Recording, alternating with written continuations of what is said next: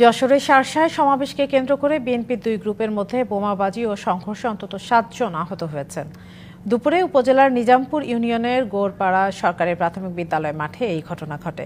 Police জানায়, শার্শা উপজেলা বিএনপির একাংশের নেতারা নিজামপুর ইউনিয়নের গোরপাড়া সরকারি প্রাথমিক বিদ্যালয় মাঠে সমাবেশের আয়োজন করে। প্রতিপক্ষ গ্রুপও একই মাঠে সমাবেশের ঘোষণা দেয়। এ নিয়ে সকাল থেকেই সেখানে উত্তেজনা বিরাজ করছিল।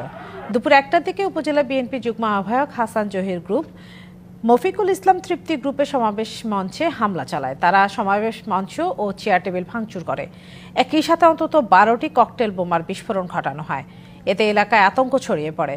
পরে অতিরিক্ত পুলিশ এসে পরিস্থিতি নিয়ন্ত্রণে নেয়। অভিযোগ পেলে আইনগত ব্যবস্থা নেওয়া হবে বলে জানানো হয়।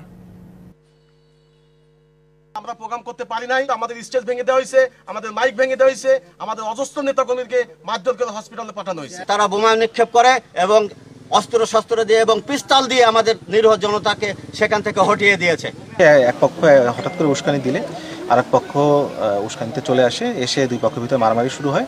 আমরা তখন নিয়ন্ত্রণের চেষ্টা করি, কিন্তু তারা দুই পক্ষ মারামারি করে এবং আপনারা দেখেছেন যে একটি পটকাও ফুটে, একটা উত্তেজনার সৃষ্টি হয়। কিন্তু বর্তমানে আমার কন্ট্রোলে আছে, পুলিশ আছে, পর্যাপ্ত পরিমাণে মোতায়েন করা আছে। নগদের সর্বোচ্চ বার ১৬৭ টাকা রিচার্জে পাবেন ১ লাখ টাকা পুরস্কার। আরও আছে প্রতি সপ্তাহে পুরস্কার ও ক্যাশব্যাক।